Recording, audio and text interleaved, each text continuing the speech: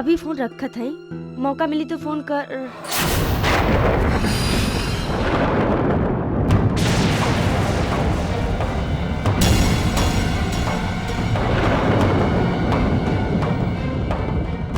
लागत बड़ खास फोन रहल। चाची वो हमार सहेली। ई उम्र ही दोस्त बनावे के होत था। जब हम कॉलेज में रहनी तब बड़ दोस्त रहना। उनमें से नताशा हमार सबसे अच्छी सहेली रहनी। अच्छे दोस्त जिंदगी में हो बहुत जरूरी हो, है ना? हाँ चाची। मेघा मेघा मन बड़ चंचल होला और चंचल मन कब बहक जाला पता ही नहीं चलत, है ना? चाची हाँ मेघा, अब तू ही देखा ई चंचल मन के परिणाम। घर माँ इतना लोग के होतन भी तोहरा के आपन दोस्त की याद आ रहल बा। चाची वो तो हम कॉलेज की पढ़ाई के बारे में पूछत रहली। हम कहाँ कुछ पूछतानी। तोहके देख के हमके भी कॉलेज की याद आ गई रहनी, और साथ ही साथ माई बाबूजी के बात भी।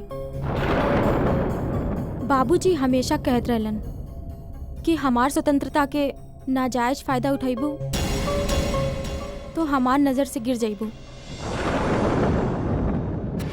देखा ना, तू ही घर की सबसे लाडली बिटिया रहलू। तो हर बाद हम ही घर में आईनी, हमके भी घर माँ बेटी जैसे प्यार मिलन। बड़के भैया, मंझले भैया और तोहार चाचा, इनके भी समाज में आपन मान मर्यादा है। इस 4 गो गांव में ई खानदान के नाम बड़े इज्जत से लिहल जाला। बड़के भैया तो स्वाभिमानी है और मंझले भैया गुस्सा वाले, बात बात में गोली बंदूक। और तुहार छुटके चाचा तो कभी गुस्सा ना हो, और जब होते हैं तो संभालना मुश्किल। चाची आपकी गोल गोल बात हमरे समझ में नहीं खे आवत।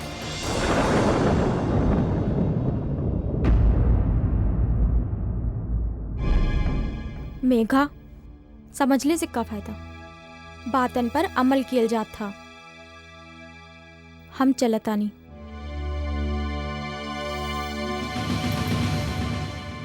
चाची हम समझ गए।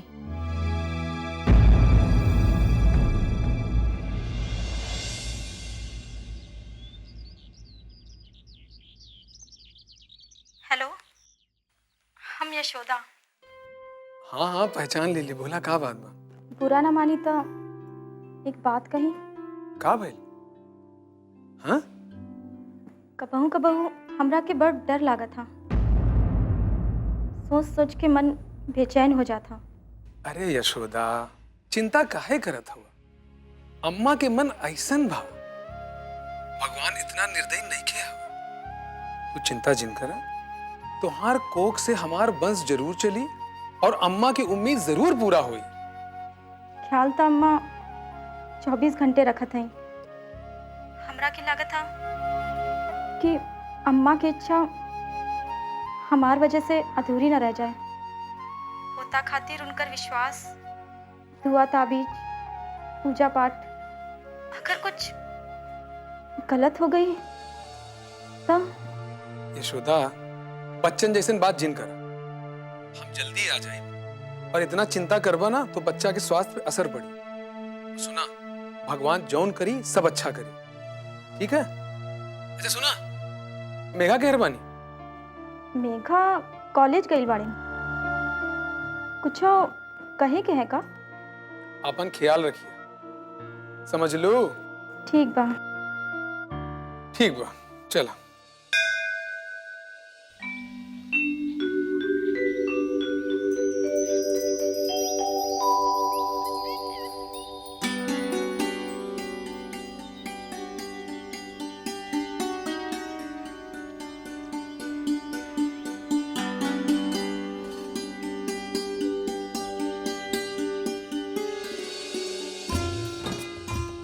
अरे बहुत बढ़िया भाई, हमारी परीक्षा के इतना टेंशन बा, कहाँ पढ़ी समझ में नहीं क्या होता है। मतलब जब 10वीं की जब परीक्षा रहे। अरे रामचंद्र भैया। हाँ कृष्णा। अरे छुपात क्या बोलो, जावा। अरे काय जो बता रहे भैया। जीता रहा। आप राम शरण यादव बा, ये हमार बड़ भाई नहीं हम बारन, पढ़ाई के जितना खर्चा होला सब ही देता। चिंता ना करा, शादी के आशीर्वाद भी हमें दे। अच्छा भैया आ गया, चलिए। हाँ जीता रहा। चलिए जाते।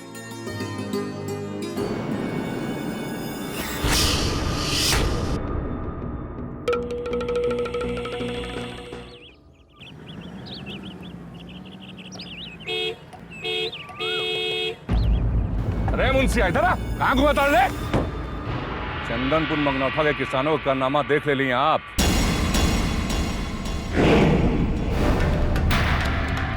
अब तू समाज सुधार करबा तो हो गेल जिम्मेदारी।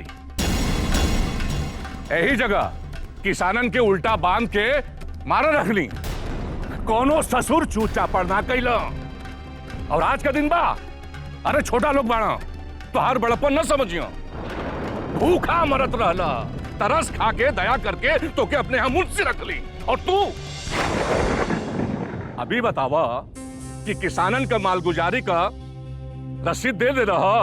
आपके दस्तखत ना रहे तो ना दे ली। धन्य भगवान। हाँ भगवान, बहुत बढ़िया कहला। अब एक काम करो, इस सब रसीद के चिराग अली के दे दा, बुझला। और जो पैसा आइल बा ओकरा से बीज खाद का कर्जा वसूली दे दा, बुझला। लेकिन मालिक उत्तर। हे अन्नदाता, हे कृपा निधान, आप नौकर बानी, सेवा धन विचार करें और जैसे बोला तानी वैसे कागज पत्तर तैयार करें। हमें आपके उम्र का लिहाज बाटे। अब भाई तो के इस संसार में बहुत दिन जिए के बाद मूर्खता मत करो, और जैसे कहता नहीं वैसे करा, बुझला।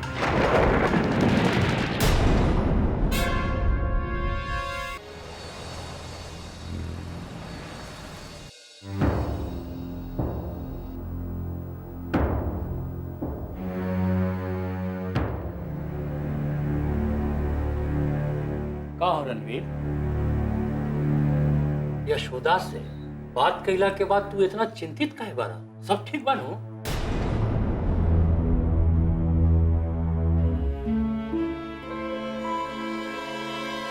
यशोदा बहुत दबाव महसूस करता है। सबे ओकरा से बेटा बेटा के रट लगैले बानी, खासकर अम्मा। अम्मा तो अपन आवाज पोता के इतना खुश बानी, भैया हमारे के डर लगा था। एक बात बताओ भैया, कोनो इंसान के बस में बा कि बेटा हुई कि बेटी हुई? हमका लगा था कि अम्मा खुशी के में अपन नियंत्रण खो दी। औरत लोग आपन खुशी या दुख छुपा ना सकेलन, ओकरा पर उनकर नियंत्रण ना रहेला। ये औरत के गुण बा रणवीर, ये औरत के गुण बा। अम्मा के पोता मिल जाई ना तो वो पागल ना होइहन, वो हमनी के पागल बना दिहन। अब तोहरा के यही बात के न डर बा कि हमरा के फिर से बेटी हो जाई। तू डरा मत, बेटी होई तो सब हम संभाल ले। अम्मा भी कुछ दिन खातिर दुखी रहियन, फिर ओहू मान जाइहन। अरे ओहू तो एगो औरतें न बारन। गांव समाज में जब घर में बेटी पैदा लेवेली तो लोग के मुंह मलिन हो जाला, ये गांव के दस्तूर बा। बाकी अम्मा कुछ दिन बाद मान जाइहन। अरे वंश चलावे खातिर उनका के एगो पोता चाहिए, एगो पोता। ओकरा बाद ई हवेली में चाहे 100 बेटी पैदा ले, उनकर मुंह कबहू ना मलिन होई। एगो राज के बात कही रणवीर, कहा भैया? जब तू अम्मा के पेट में रहला ना तो अम्मा सोचत रहली कि घर में बेटी आई, एक खातिर कि भैया दूज करी हमरा खातिर, प्रताप के खातिर, काहे कि वो घड़ी रक्षा बंधन के प्रचलन ना रहे। अब बेटी आई तो हमरा खातिर, प्रताप खातिर दीपावली में कुलिया चुकिया भरी। कहा कहा था? हाँ रणवीर, अतने ना, कईक साल तक तो तोरा के अम्मा फराक पहना करके घुमावत रहली। सच्ची भैया? कहा कहा था? अब तू ई सब बात छोड़ दे भाई। जौन मतलब से यहाँ आयल बारा ऊ काम पे ध्यान रख। बस हम यही चाहता है। यशोदा बड़ा घबरायल बनी भैया। तो तू हमरा के फोन दा, हम उनकरा के समझावत है। लगाओ।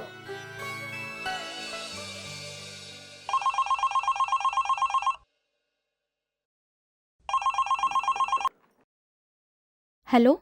हाँ यशोदा। हाँ बलदेव भैया बात करिए। जी। ला। यशोदा। प्रणाम भैया। हाँ बेटा, खुश रहा।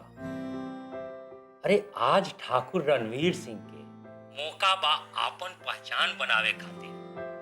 हाँ, ये बात हमरो के समझ में आवत बा कि आज रणवीर के तोहरा साथे रहे के चाहत रहल, बाकी वो मौका ना देवत हवन।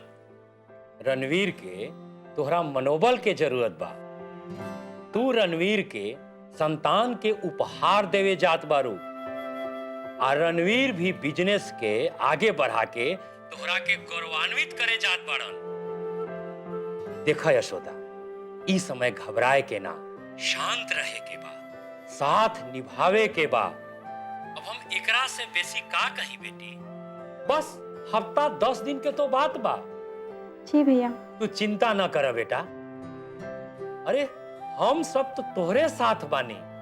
अगर तू चिंता करबू तो रणवीर के काम में बाधा आ जाई। जी। ला, अब तू ही रणवीर के समझावा, ना तो रणवीरो घबरा जाइहन। जी भैया। ला रणवीर, यशोदा से बात कर। हाँ यशोदा, देखा तू चिंता ना करिए। तोहार हिम्मत हमरे खातिर बहुत मायने रखत बा। जी। इस समय हम दूर बाई, हम जानी थी हमरा का तोहरा पास रहे चाहत रहा। हम जल्दी आ जाए, फिकर ना करिए, ठीक बा? जी। आप भी अपन ख्याल रखिए। रखा। प्रणाम।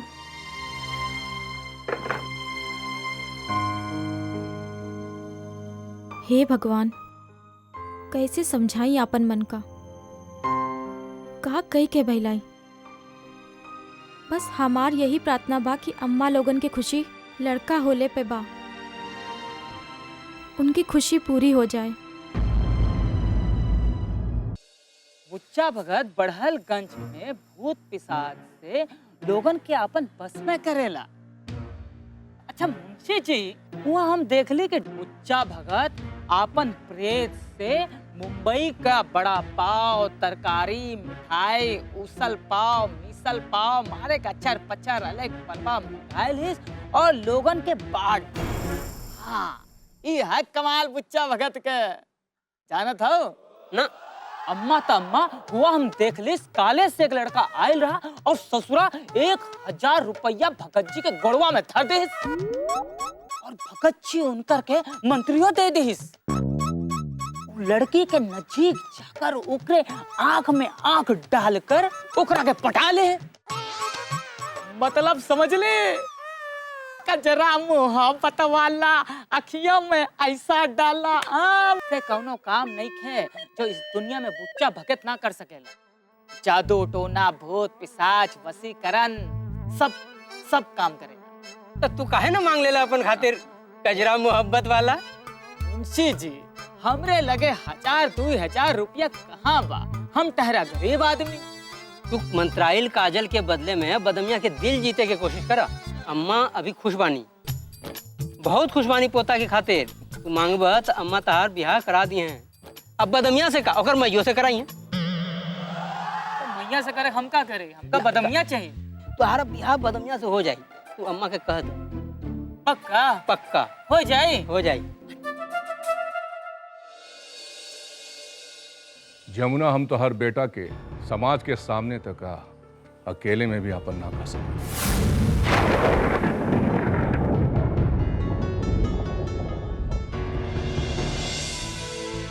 एक और कर्ण के जन्म दे के हम अपने घर में महाभारत मचावे से डरता नहीं। काहे कि ये हवेली के हवेली बनाए रखे में ठाकुर प्रताप सिंह हो गए। ये बात तू जाना ताड़ू। हम तो हर कोख से बच्चा गिरा के पाप कैली हैं कि पुण्य, ये तो भगवानों विचार ना कर सके लोग। लेकिन तू अपन बच्चा गिरा के इस सृष्टि के नाश होके से बचैलू हो और इस धरती पर एक और महाभारत होके से रोकलू हो। लोग बुढ़ापा में सहारा खातिर संतान ले लो, जे सेवा करे, अंतिम संस्कार करे, लेकिन हमार मानना बा कि धन संपत्ति से भी सेवा करे वाला मिल जाला। जमुना, हम तो के इतना संपत्ति दे देले बाड़ी कि तू बिना मुकुट के रानी बाड़ू। यही से तू हमके अब ताना देवे बंद करो कि हम तोहर बेटा के तोरे कोख में मार देली हो। कहे कि हम तोहर जो गर्भ गृहली हो ओकर हमके कोनो अफसोस नहीं के, कोनो अफसोस नहीं के।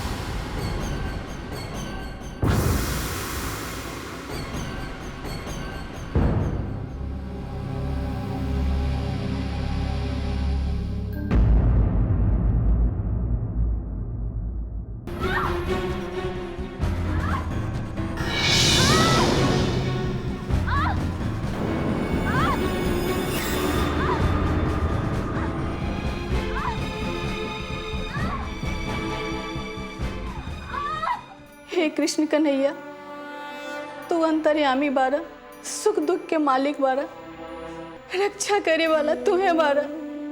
हे भगवान, हमार पोता के रक्षा करा, तुहार अंश बा। हे भगवान, हमसे कोई गलती हो गई तो हमरा माफ कर दे भगवान।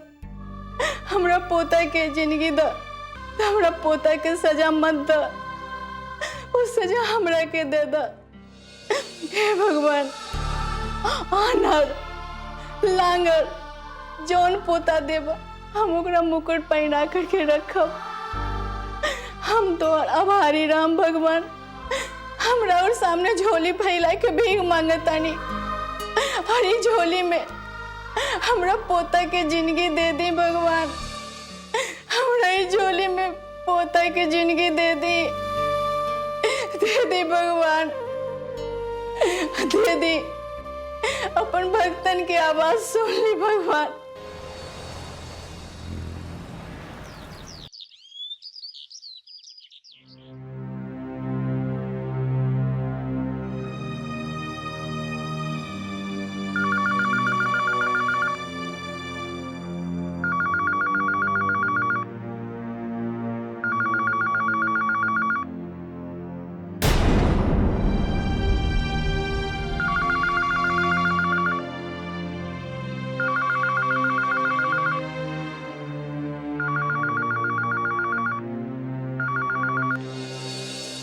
Hello hello.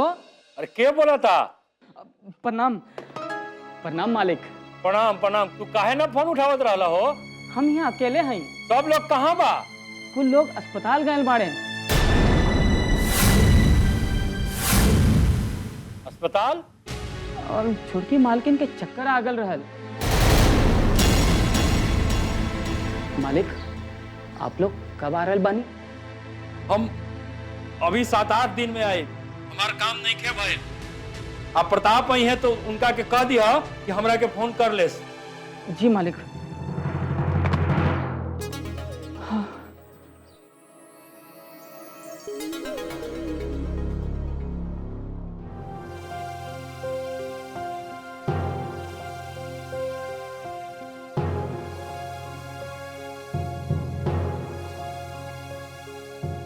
बधाई हो, लड़की हुई। ठीक है कहताड़ू।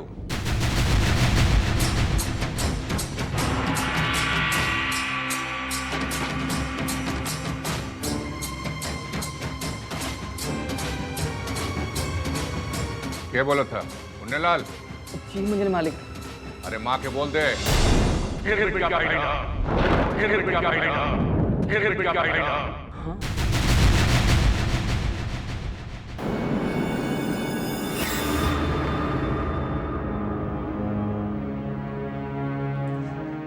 हे भगवान, बड़की अम्मा का बात है बदमिया? पिछले मालिक के फोन आइले रहन, उन्ने लाल बतौले रहन। बोला का बतेली रहन? उन्ने लाल हमसे कह रहे रहन का बतेली रहन? कि जाके बड़की अम्मा के कह दे कि फिर से एक बार ये हवेली में। का हवेली में? फिर से का? कैसे कहीं अम्मा, हमारी हिम्मत नहीं के पड़त। अरे का बदमिया, बोल ना का भाई? फिर से एक बार ये हवेली में बिटिया पहले बनी।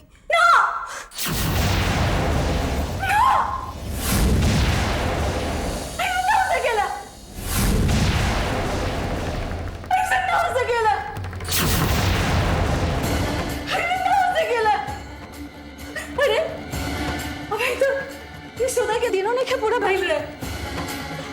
लक्ष्मी बेटी,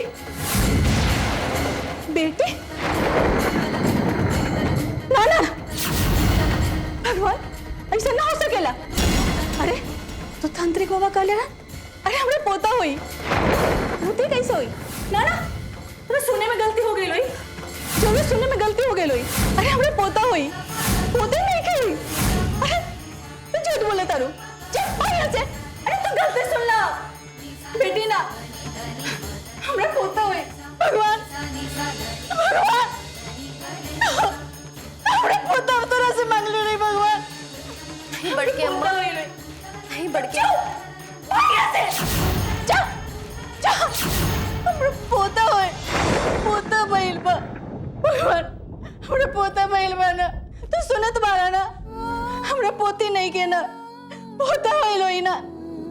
अरे हम तो पोते मांग ले रही, जरूर हमरा पोता बैल होई। भगवान बोला ना, हमरा पोता बैल होई। भगवान पोता बैल होई,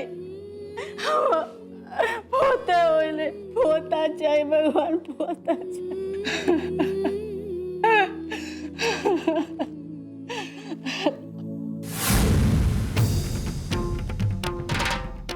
ओझा बाबा ठीक कहता, एक बड़ी देवी की चाहिए।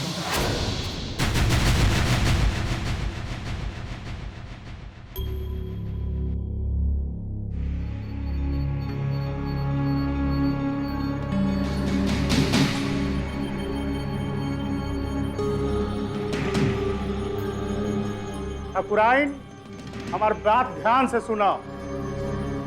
ये हवेली के चारों तरफ मुआयना करके हम देखनी है, एगो चीज हमारा नजर आई है। ये हवेली में कोनो लड़की के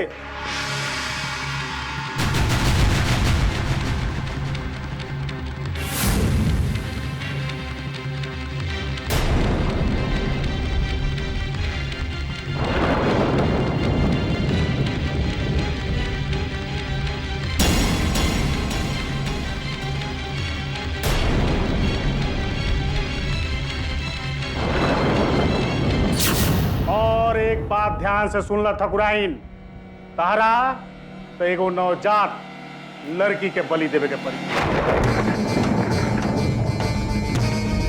लड़की के बलि देवे के पड़ी।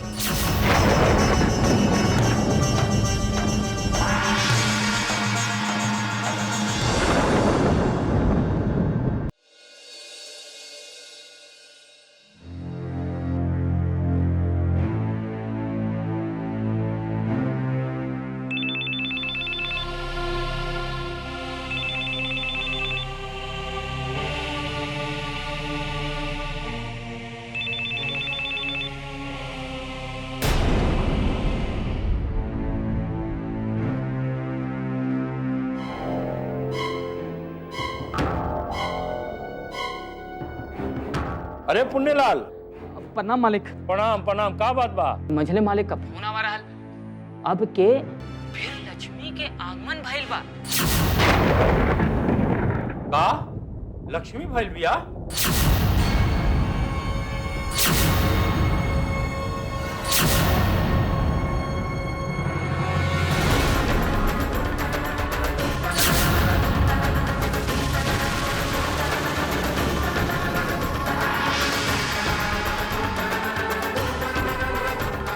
हम फिर बिटिया के बाप बने। प्रीमेच्योर डिलीवरी, ऊपर से बिटिया। हे शंकर भगवान, हमके एक पोता दे दी जे हमरे खानदान के एक बारिश हो। कौन से सन पाप कैली भगवान, कौन से सन पाप कैली कि रउआ हमरा पोता के मुंह नहीं खे देखावा तानी। और जाना था अम्मा का कहा था नहीं कि वो टाउनशिप के नाम पोता के नाम पे रखल जाए। बेटवा के नाम सोचलू है कि ना? रणवीर, बेटा बेटी में फर्क ना करेला। अगर फर्क करी ये दुर्भाग्य न होई। यशोदा अस्पताल में बारी, अब कुशल बारी।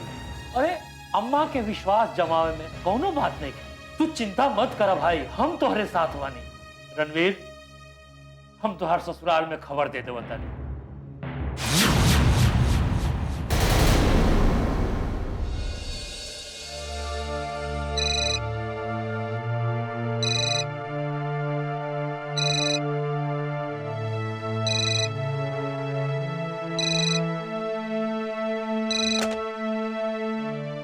हेलो बाबूजी प्रणाम, हम बलदेव ठाकुर बोलत बानी। हाँ बलदेव बाबू प्रणाम। रउआ नाना बन गल बानी। घर में लक्ष्मी आयल बिया, नतनी रउआ के आयल बिया।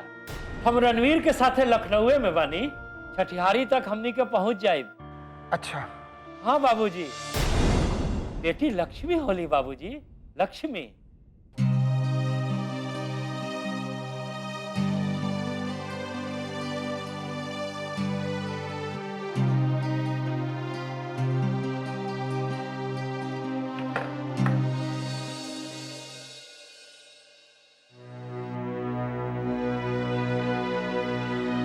ठाकुर प्रताप सिंह गईल रहला रोजा बक्सवावे, नमाज गला पड़ गईल। यही से विश्वास होला भगवान बा। आप हमरा माँ ना बनने देहली। आपका उम्मीद रहे यशोदा का बेटा होगी, और ई उम्मीद पर आप हमार कोख उजाड़ देहली। पहले आप जब भी हमार पेट साफ करैनी हम कुछ ना कहनी, पर ई बार आखिरी आशा रही हमार माई बनने के। डॉक्टर कहले रहे तोहरा और मौका ना मिली जमुना। यही कारण हम आपसे आंखों से गंगा जमुना बहा के दया के भीख मांगती रहली। आखिर आप हमार प्रार्थना ना सुन लें। ई ना सोचब हम कोनो श्राप देता नहीं। हम ई बात सपने में भी ना सोच सकीला, पर कई बार समय न्याय कर देला। प्रताप बाबू, हम माँ ना बन सकब। ई हमार अभाग बा। आप ठाकुर खानदान में फिर से एक बेटी के जन्म के कारण शोक मना रहिले बानी, तो हम ई बात बता देत बानी कि डॉक्टर कहले रहले कि हमार पेट में आपके बेटा रहे, जेकरा आप ही धरती पर आवे न देली।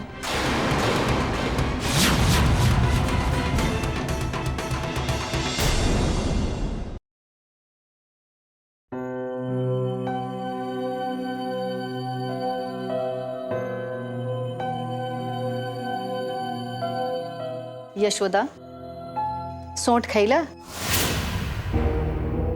अरे बच्चा भइला के बाद में सोंठ खाइल जाला, इससे शरीर बिल्कुल ठीक हो जाला।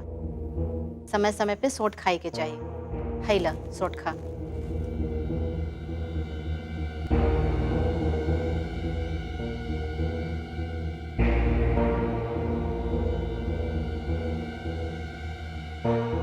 काहे सोंठ खा। अरे यशोदा, काहे नहीं के खाता रू? खा ला। खा ले बम्मा। यशोदा, तू एगो बात बतावा, तोरा दोगो बेटी पैदा करे से मन नहीं के भरल रहेगा?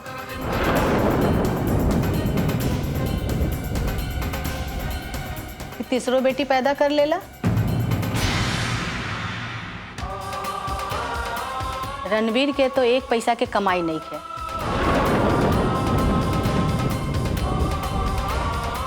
तीन तीन गो बेटी के कहाँ से बियाह करी? तोरा न सोचे के चाहत रहे, लेकिन तू काहे खातिर सोचबो?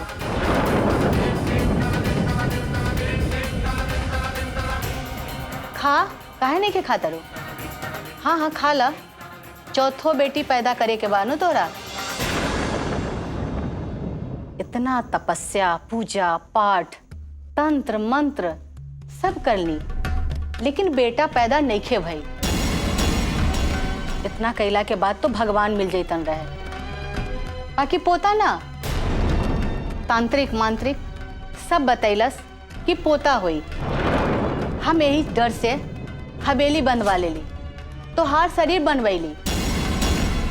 बाकी ना, जे डर बनल रहे वह डर लागल रह गई। माँ, ये हमार बस में तो ना बा।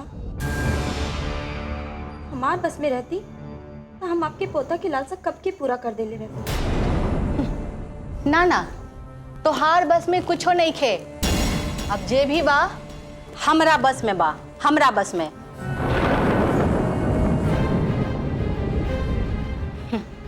अम्मा, पूरा ना मानी तो एक बात कहे। हाँ हाँ, बिल्कुल ना मानव। कहा का कहे के बा? तनिको बुरा ना लगी, कह दे जे कहे के बा से। शास्त्रों में लिखल बा, कन्यादानम महादानम, कोटि ब्राह्मण सेवा सम फलदायकम। एक लड़की के दान से 1 करोड़ ब्राह्मण के भोजन करावे के फल मिलेला।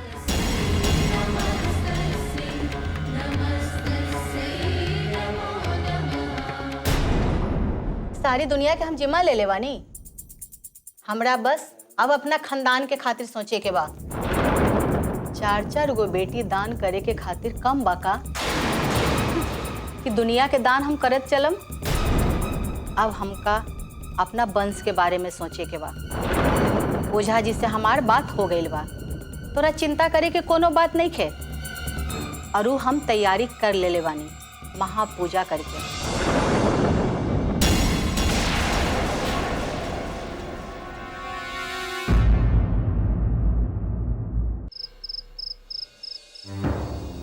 पुण्यलाल, ओ पुण्यलाल, पुण्यलाल। जी जी जी अम्मा।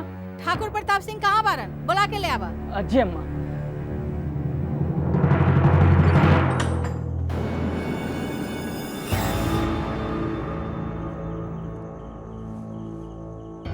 यमुना, हम शेर बानी, अपन बेटा का जिंदगी कुकुर का जिंदगी ना दे सकीला। यही खातिर हमके पैदा ना के लिया। तू का कहत रहलू हा कि हम गए लली हाँ रोजा बक्सवावे, नमाज गले पड़ गई। तू बहुत सोच बाड़ू। ये हमार मजबूरी है कि हम अपन परेशानी के अपने आप से बिना कह सकेला। बहुत थक गल बानी, गहरी नींद में सुतल चाहता नहीं। कितना सुंदर बिटिया बाड़ी, लागता गोदी में लेके दिन भर खिलाई। हाँ बदमिया, इता हमरा के भी लागता, पर भगवाना को तो कुछ और ही मंजूर है। छोटकी मलकिन, ही तो अम्मा जी के स्वभाव बा, लेकिन उनके मन में कोनो काला नहीं थे। पता है, पर मन का कैसे समझाई? का बताई कि लड़की पैदा होने के कारण उनके लड़का में भी हो सका था। छोटके मालिक में का कमी हो सकेला? कुछ हो ना, छोड़ा। ये सब डॉक्टरी बात हाँ, तुहार समझ में ना आई। हम तो बस इतना समझेली कि जौने कोख से लड़का पैदा होला वही कोख से बिटिया भी जन्मेली। अब सच केहू माने तब ना। सबसे बड़ सच्चाई तो ई है कि बिटिया जन्मने के बाद हमार दुर्गति शुरू हो गई। ना छोटकी मलकिन, ऐसा ना कहे के चाहिए। बिटिया तो कितना भाग लेके आइले बानी। काली काली आंखें, गोल गोल चेहरा, घुंघराले घुंघराले बाल, ऐसा लागता जैसे साक्षात दुर्गा मैया आइले बानी। छोटकी मलकिन, एक बात कही, अगर बिटिया के नाम दुर्गा रखल जाए तो?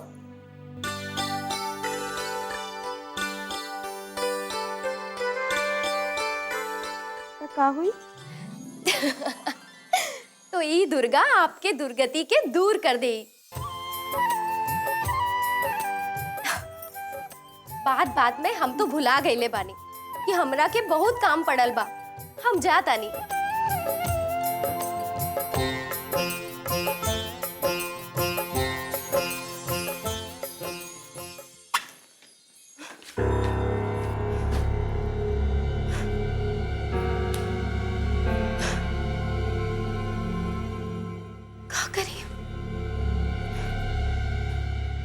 ठकुराइन अम्मा तो छोटकी मलकाइन के तिसर की बेटी जन्मला से एकदम में पगला गईले बानी। हमरा के तो आसार ठीक नहीं खिलागत कि ठकुराइन अम्मा महापूजा के बात करत रहली, लेकिन महापूजा मतलब बलि।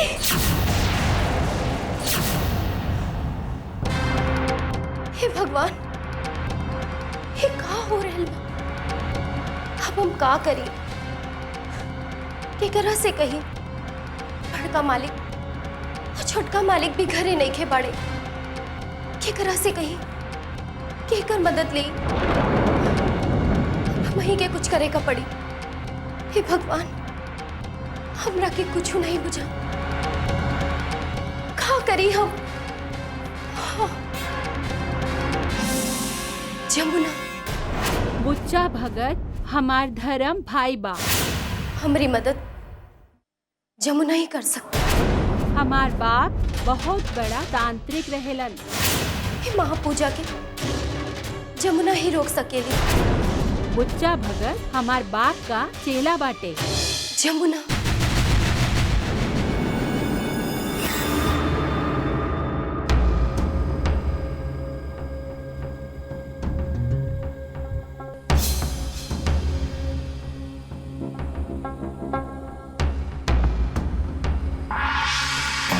काबिल प्रताप।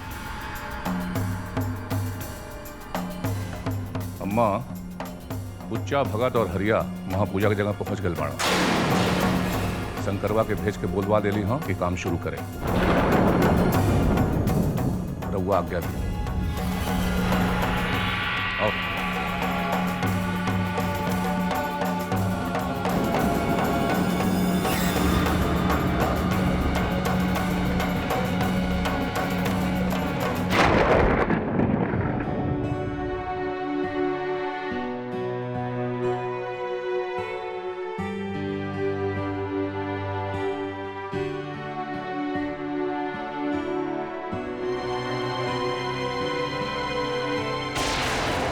तुम्हारी सास, उनका खुशी देखकर तो हमको बहुत डर लग रहा है।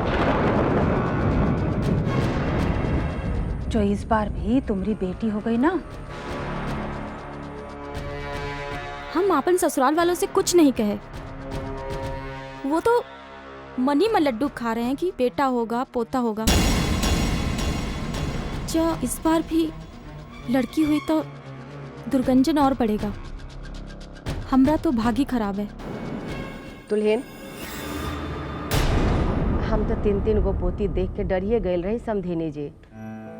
बाकी अब की बार भगवान के कृपा से हमरा पोता हुई। हम खिलाए पोता के कुल दीपक। समझ ली समधिनी जी? समझ गई समझी जी।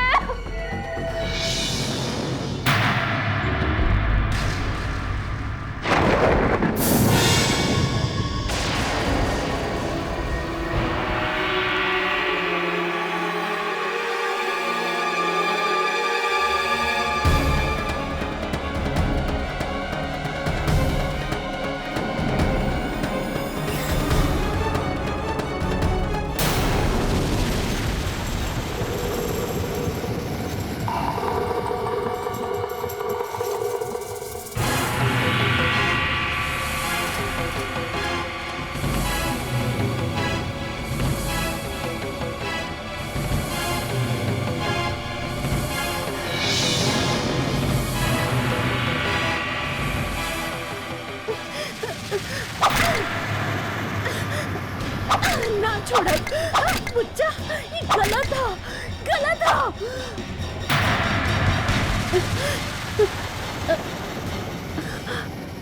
बिटिया के बलि दे जात रहे।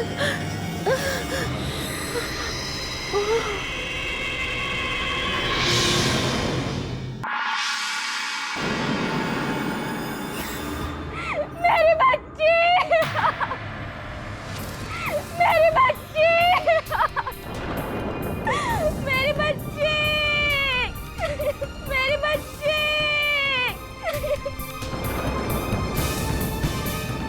मेरी बच्ची, मेरी बच्ची, मेरी बच्ची, मेरी बच्ची। अब तहार एहसान कैसे चुका सकेली? हमरा समझ में ना आवेला जब ना दीदी। ये एहसान की बात नहीं खे, हम औरत हैं, माँ का दर्द समझ सकेली।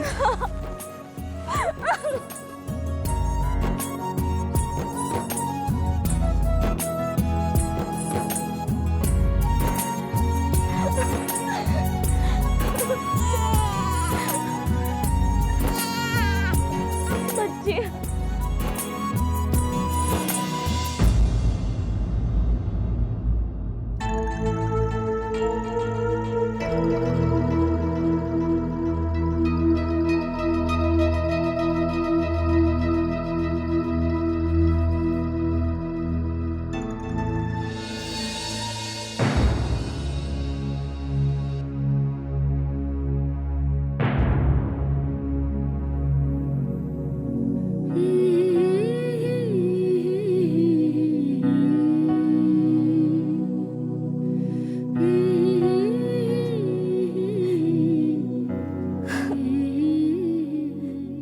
बड़ा प्यार से तोरा नाम दुर्गा धरैले रही, ई खातिर कि तू हमार दुर्गति दूर करबो। पर ई पता न रहल कि हमार दुख के खातिर तोरा अपन जिंदगी दाव पे लगावे के पड़ी।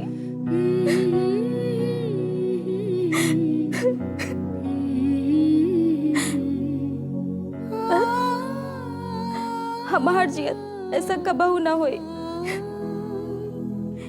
कितना महीना तोहरा के हम ई कोख में पलनी हा,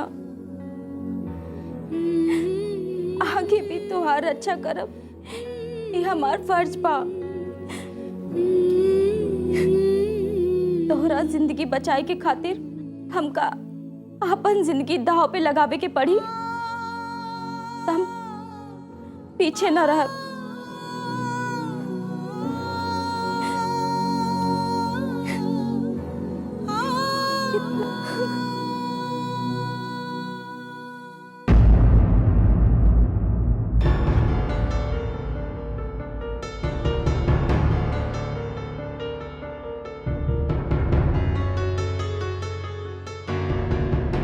हेलो पापा जी, पापा जी प्रणाम।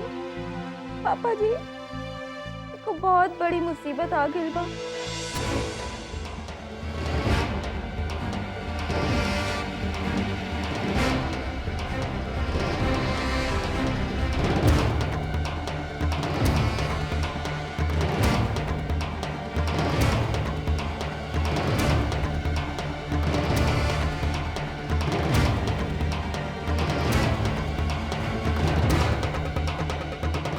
हवेली के इज्जत बचा ली पापा जी।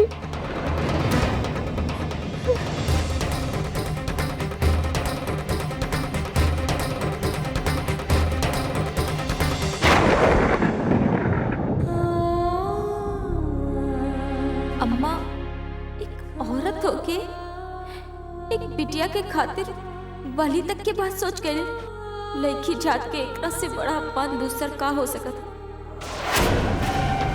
लड़का ही वंश परंपरा के आगे बढ़ा सकत हो। जहाँ ऐसा ख्याल रखे वाले लोग बाड़न, वहाँ लड़की के सिवाय दर्द के अपनापन कैसे मिली? जे घर में तंत्र मंत्र पूजा यज्ञ से पुत्र प्राप्त करे के विचारधारा बन रहल बा, वो घर में हमार भी बलि चढ़ावल जा सकत है। जौन घर में शंकर जैसे वफादार नौकर मालिक के खातिर नन्ही से जान के उठाई के मौत के मुंह में दे सकत हो, वो नौकर मालिक के एक इशारा पर हमनी के और हमार बेटियन के कभी भी मौत के घाट उतार सकत हो।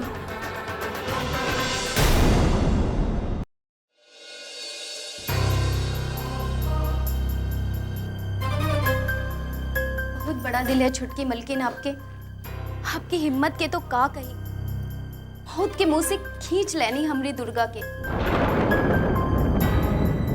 जब घरे में यमराज डेरा डाल दिले, कितना दिन बचाई बदबिया। हम तो सोचतानी कि ना छुटकी मलकिन, अम्मा बहुत गुस्सा में बानी। रास्ता में हमके अनदेखा करके मंदिर वाले कमरा में चल गईलीन और दरवाजा तो इतना जोर से बंद करलीन कि हमार करेजा तो धक से हो गईले। छुटकी मलकिन, हमरा तो डर लगा था कि अम्मा को फिर से कुछ गड़बड़ ना करे। कुछ गड़बड़ नहीं बदमिया, जो हो गई उसके पर्दा डाले के खातिर कुछ तो करे के पड़ी। जान के बलि चढ़ावे इतना आसान नहीं खे। तांत्रिक के कहला पर एक नन्ही सी जान के ना बड़ कदम उठाएला खेल नहीं खे। कानून और समाज की नजर में बहुत बड़ अपराध है। एकर सजा अगर कानून दे तो घर संसार बिक जाला, और अगर जनता दे तो मारत मारत तन के कपड़ा उतार ले और सर के बाल तक उखाड़ दे। पता नहीं अम्मा के पोता के लालच इतना अंधा कैसे कर देले। नन्ही सी जान के अपन स्वार्थ खातिर बलि की भेदी तक पहुंचा देले। पता बिया, एक घर में आए हमका 10 साल हो गई। अम्मा ऐसा कहले हमके मालूम न रहे। पोता खातिर हमार बेटी के बलि चढ़ावे चल देली। अम्मा जी का करे, तांत्रिक को ओझा के चक्कर में कौनो भी मनुष्य पड़ जाला तो ओकरे चक्कर में फंस जाला, और जेकर रक्षा स्वयं माँ दुर्गा कर ले बानी, ओकरा के कुछो ना हुई। कितना दिन बदबिया, कितना दिन माई दुर्गा हमार बच्ची की रक्षा करे। एक ना एक दिन तो शैतान के होला, और हम ना चाहेली कि वो दिन हमार बच्चियों के जीवन में आई। हमार पीठ पीछे कोई इतना प्यार देलस और कोई इतना दुश्मनी निभालस, हम अभागन के पता ही ना चलस। बदमिया, तू जा।